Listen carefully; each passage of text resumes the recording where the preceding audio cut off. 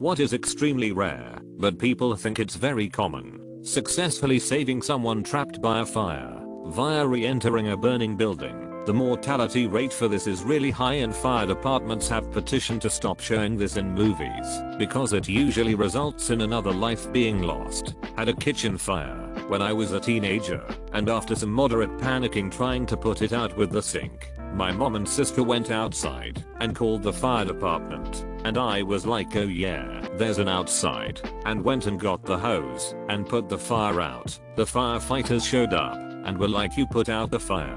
Nice job dude, but never go back inside ever. But nice job putting that fire out. Not even once. You understand me? It was a little weird. I didn't really know how to feel about it at the time, because it makes sense. Safety being more important than damaged property. But in this particular instance I never felt like I was in danger. But, presumably, other people who went back into burning buildings also felt like they weren't gonna die, but they did. Burglary in the middle of the night. Burglary happens most often during the day, when nobody is home. No burglar wants to break in and try to sneak around your place while you're sleeping. His biggest concern is to evade detection. It makes more sense to work in the daytime. In all likelihood, that noise you heard outside was a car or a coon or your imagination. Go to sleep. That's exactly what a burglar would say. Don't trust this person. People giving away drugs to kids at Halloween.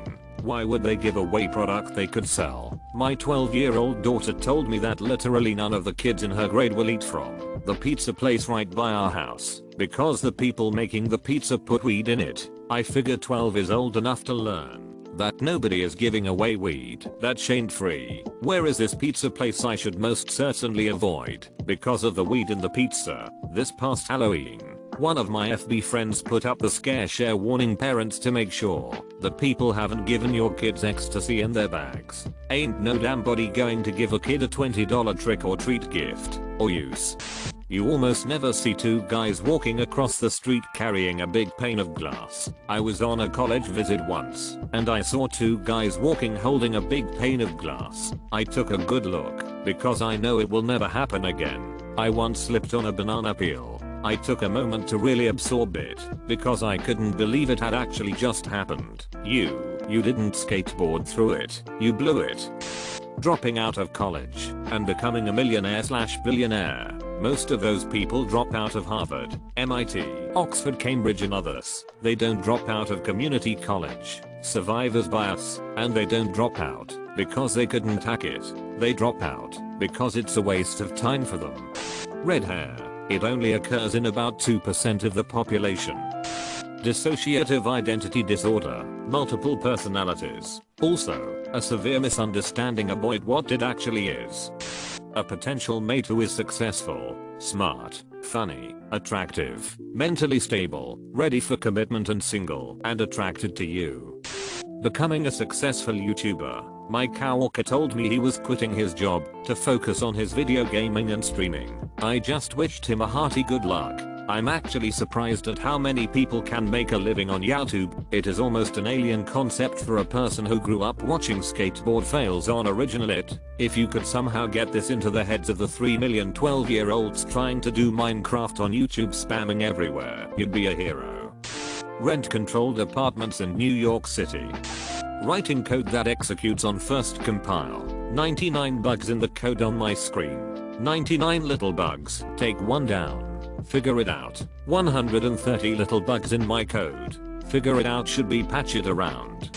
Being able to make it as a musician or actor or many other creative jobs. And by making it, I mean being able to earn some serious money or even just to make a living by just performing and not doing anything else. Most of the time, you will have to have multiple side projects that only roughly are related to actually performing. Or so I've heard. If there are people with personal experience in these fields, I'd love to read your comments. I have a friend that's an amazing songwriter. He has written with for many famous bands and artists, lots of people you've heard on the radio. He has been nominated for a Grammy twice, once in the last year or two. He has to work side jobs to make ends meet in between royalty checks. There is just no money in music anymore, unless you are Taylor Swift or Lady Gaga. Even someone like him That proves my point more than I would have thought. Thanks for sharing. There are only 13 advertising blimps in use around the world, yet it's so common to see them when there's a football game. Is there more than one Goodyear blimp? BC, I've seen that thing several times through my life, all throughout the country. I believe Goodyear operates too. Successfully resuscitating someone who has drowned. The movies tell me all I have to do is scream at them to wake up, and it works. Don't forget to pound on their chest, or alternately, whisper softly into their ear about how much you love them. I'd also like to add to this, successfully resuscitating someone whose heart has stopped. While doing scuba train we were told this, you are trained more for body retrieval than resuscitation. If the BBC has taught me anything, it would be murders in small British villages. My mum watched a show about two gardeners, Rosemary and Thyme, who travelled about gardening and going to flower shows, and there was always a murder they solved, and they'd always know more than the police. If two gardeners keep showing up around murders, they're the prime suspects. American here. Rosemary and Thyme was so over the top and ridiculous. When it was on Netflix, my friends and I would have viewing parties. What could be more British than to sassy ladies roaming around the UK, restoring gardens, and solving murders? Were the murderers parsley and sage the greater good? To be fair, those were all accidents. Crusty jugglers, good old midsummer murders. Epilepsy, being fall to the floor, spaz, uncontrollably froth and all that due to flashing lights. Epilepsy is recurring seizures, and there are lots and lots of seizure types, and often they aren't noticeable, even immediately so for the sufferer. Triggers for these seizures are more likely to be hyperventilation, stress, alcohol or sleep deprivation, or stuff like that, than strobe lights. Epilepsy is also pretty common, and it's likely you go to school or work with someone who has it. In a reverse of the title, ironically for this post though, the kind of epilepsy I have does have the stereotype. Go figure. My dad has severe epilepsy and I've seen him have seizures. Once we were at the movies, got out of the movie and the sudden brightness of daylight overloaded his senses and was too much. He froze in place with a 1,000-yard stare on his face and dropped his expensive camera. We were on vacation, and I knew what was happening. I sat him down on a bench, and in a few minutes he was okay, but tired and confused. Pleading insanity to escape punishment for a crime.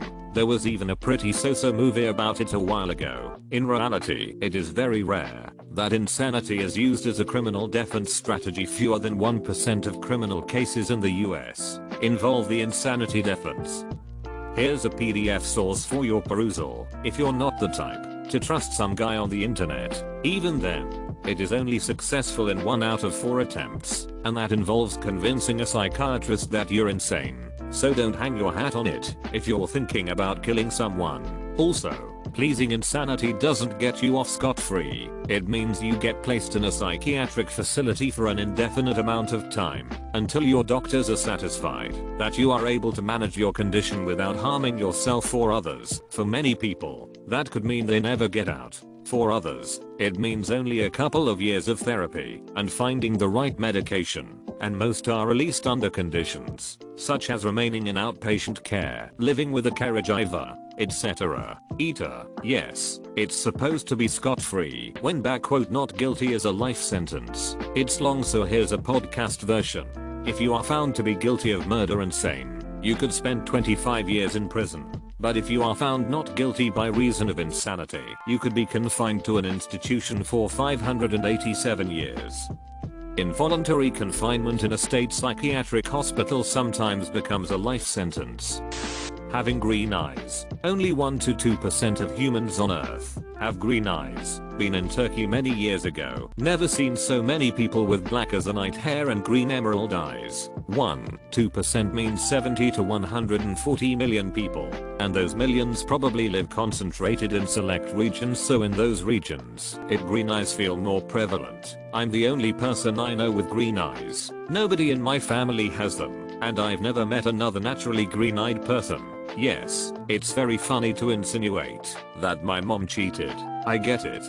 A woman's water breaking during pregnancy. It only happens outside of the hospital like 15% of the time. But in the movies it's always the dramatic telling of when a baby is coming. Wow, I did not know this. When my boy was born they had to manually break the waters. That was like 6 hours after getting to the hospital and about 20 hours after the first mild contractions. My wife's water broke while she was getting ready for work one morning. Just as she was about to leave, she thought she had peed herself, but it kept trickling. She put on a pad and dry cloths and went to the hospital out of caution. 15 hours later our son was born. Also, it's not always like a gush of water wetting your pants and the floor. My sister's water broke whilst she was peeing, and it felt like a normal pee to her. And, adding to this, just because the water breaks, does not mean the baby is going come shooting out in the next few minutes. You've got time. Hollywood just makes it ridiculous. Update. I get that no one wants to watch 6 hours of labor in a movie, but there's nothing wrong with a realistic portrayal instead of OMG, the baby is coming now followed 2 minutes later by pulling out the baby. If it were my movie, I'd show it the way it usually goes and edit down to something appropriate for the movie. Exactly. Movies act like it's suddenly a baby water slide. That woman's got hours of agony left before that baby is out. No need to rush. This drives me crazy. Me. 911. Someone else. My wife's water broke, send the ambulance now, the baby is coming, panic screeching sounds while ignoring my questions like where the F they are every effing time. Big dicks at work right now, so I'm not googling the stats. But if you've ever had the pleasure of perusing through the Craigslist personals, you should. It's gold. There are a ton of women wanting a guy with at least a 9-inch long. 9 inches must be larger than 90% of pornsters. That's your bottom limit. You have no idea how rare a dick over 9 inches long is. 2 former coworkers, women, once claimed that they believe 8 inches was the average dick size. They are setting themselves up for a life of disappointment. It's okay. All the average guys are gonna call themselves 8 inches to them anyway. I knew a girl in college who said she thought the average was 9 inches cause that's what each of her boyfriends had. I think it was dubbed as Allison's average. Generally accepted average is 5.17 inches, 0.65 inches. So 9 inches is 5.9 standard deviations above normal. Height. US male is 70 inches 3 inches. So that's exactly as rare as an American man who's 87.7 inch tall. 4 inches. 2.23 meters, or bigger / taller than 99.9999995% of the population.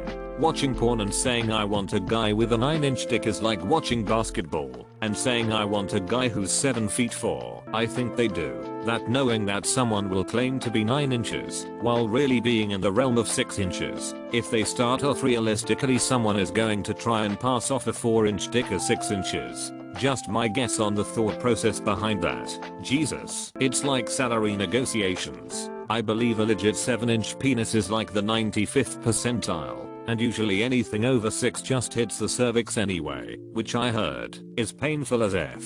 Only about 1% of men have a penis larger than 8 inches, so this is correct. Here's the wiki on that. Reason people think it is so common is due to both men and women over exaggerating.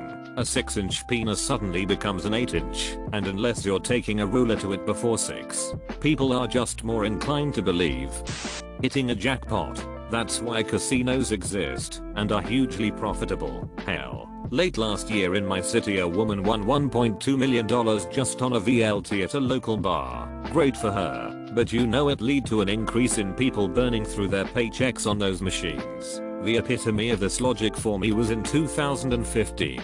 When some genius came up with the idea of making the Powerball harder to win because it would result in much larger jackpots. Granted, your odds became even more abysmal, but look at that giant number on the billboard and someone's got to win it right. And that was a resounding success, if I remember correctly. Cow tipping. Everyone knows some kid who claims to have gone out into the countryside and pushed a cow over for a laugh. Know how many people have actually tipped a cow? None. It's a bloody great big beast, and it isn't going to let you shunt it. With the amount of cow tipping stories that exist, you'd think there'd be more video evidence of it occurring, but it's just a lie city kids tell their mates. Quicksand. Using stop, drop and roll. Exactly. But when you were in grade school, the amount of times that you had a fire safety demonstration that brought this up. You'd think catching on fire was like a normal thing. If only that idiot with the skateboard who soaked his pants in gasoline and then lit them on fire hadn't missed those 25 separate demonstrations in grade school. Yeah, point. I don't think it's a good idea to drop and roll in quicksand. Actually, one of the best ways to get out of quicksand is in fact to drop/lay down. You want to distribute your weight over as large an area as possible to increase your buoyancy and stop sinking. The rolling part is less optimal, though you want to stay face up during this process. Wasabi. You can only really find the real stuff in Japan, and even there it's really rare. I had a friend who thought wasabi was just the Japanese word for horseradish. The Japanese word for horseradishes, or western wasabi. Shark attacks. I live in Perth, supposedly one of the shark attack capitals of the world. Sure, we see them occasionally, but actual attacks are very rare. I live in the other Perth and shark attacks are even rarer. Which other Perth? There are 9 places named Perth in America. There are 2 places named Perth in Australia. There is 1 place named Perth in South Africa. There is 1 place named Perth in Jamaica. There is 1 place named Perth in Guyana. There is 1 place named Perth in United Kingdom. Being in an airplane crash. It's 1 in a million. But a lot of people I know are still more scared to travel on a plane than in a car. Australian here. Know a guy so petrified of flying he elected to drive from the northernmost point of Australia to the southernmost point. Then drive his car onto a boat which shipped them to Tasmania, then all the way back again. All told this was about a 10,000 kilometer trip. They had other stops up the east coast. I'm not an expert, but I figure weighing up the 10,000 kilometers through outback Australia combined with major city CBDs on the way to the destination and the risk of death or serious injury I can only imagine would be much higher than just flying for a few hours. Wow, I'd say death of boredom is greatly increased as well. I used to make the trip from Victoria to Queensland by car every year, and going through country NSW has to be the most boring thing I have ever done. ROSC return of spontaneous circulation after CPR. I believe the actual success rate is 3%, and those people are very likely to have brain damage. Media would have you thinking it's a great catch-all for any unconscious person. Here's the thing though, a lot of times the CPR isn't what gets them circulating on their own again. What it does however is maintain blood flow, so that by the time they get the treatment that will get them pumping again, they are less likely to have brain damage. Yes, the success rate is low, even lower if it's performed poorly, but even 3% is better than 0%. The MBTA cop that got shot in the gunfight with the Boston bombers supposedly went through a ton of blood as EMTs kept him on fourth and constant CPR till they got him to the hospital. Somehow he woke up with remarkably little issues besides some nerve damage in his leg and total memory loss from that night. I never heard if he had any lingering effects though. I'm gonna go with T-Rex fossils. I at least thought they were rather common, since my local museum had like 3. There are something like only 4 dozen ever found in the world, and only about 12 skulls. Interesting. It always seemed like there was a good amount discovered. Well, I mean on an archaeological level a dozen complete skeletons is quite a lot. Amusement ride incidents. You are more safe on the ride than driving to the park itself. The vast majority of incidents that occur are because of rider misconduct. Follow the rules, trust the operators, and you'll be fine. Based on movies, I'd say architects. Every professional worker in movies is an architect who goes to work every day with rolled up drawings hoping they are ready for the big presentation that will make or break their career. If the movies were real, about 30% of my friends and relatives would work for local cable news. That's because it's considered the perfect job, especially for men. You are creative like an artist, you actually make things like a craftsman, and you are well educated, at least in a lot of people's minds. Even among architects, the ones who get to design cool looking iconic buildings like Daniel Libeskind or Frank Gehry are pretty rare. The female version of this is journalist at a magazine or art gallery curator. Art gallery curator. Ah yes, she'll walk up behind you while you're staring at a piece and comment on how this painting means something while not making any eye contact with you. If you manage to offer your own correct interpretation of the painting, that means you've found true love. Found Ted Mosby. Ted Mosby, sex architect. Autistic people being geniuses or savants. I work as a behavior therapist for autistic children.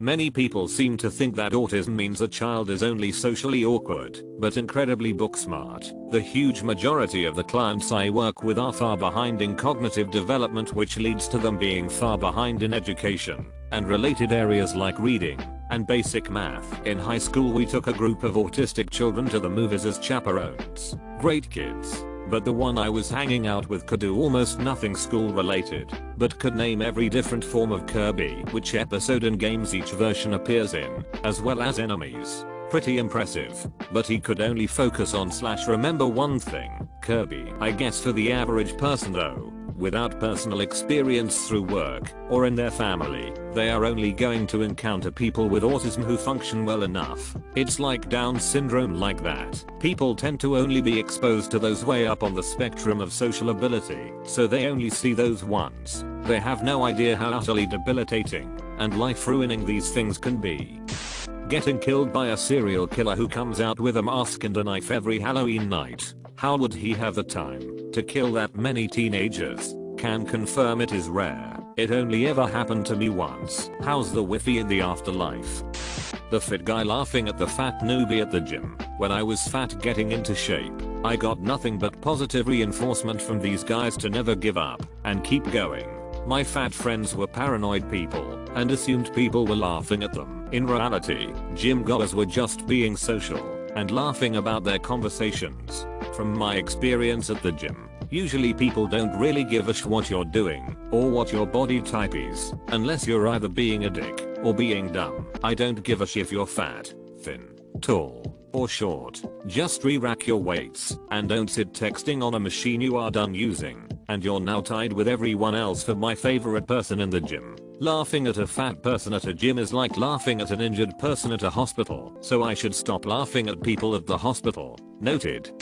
People poisoning or putting razors in candy on Halloween. Snopes did a great debunking of this, but there are still so many people out there that think it is a common thing. Creating a successful business in a person's garage or basement. It's a big American myth that most successful businesses were a labor of love built after work with nothing but sweat and determination, especially regarding tech. In reality, most were made in an office setting and simply had a better marketing strategy compared to their peers. Also, don't underestimate the ability to acquire startup capital. You can have a vision, but without the funding, it ain't happening. Astronomer here. Total solar eclipses. Hear me out. Obviously, we know that they're not common at any given point on Earth, but you'll have about one a year somewhere on the planet, so it's not unreasonable to see one if you plan a little. But with that context, it turns out our moon is the only moon we know of that is the exact same size of the sun in our sky. Mars's moons, for example, are captured asteroids too puny to cover the sun's disk. And the further out you go, the planet's moons are so big it more than covers the tiny size of the disk. So, with that, 100% of total solar eclipses, where you actually get the sun obscured and see the corona and all that jazz, happens on Earth. And this effect won't happen forever either, because the moon is moving away from us a few inches a year. In a few 100 million years no one will see total solar eclipses anymore. My dream is that one day, Earth will be a galactic tourist hotspot. Because of this, I'm fairly certain that the Earth is going to be demolished to make way for the new hyperspace express route. I've seen the plans. They are on display.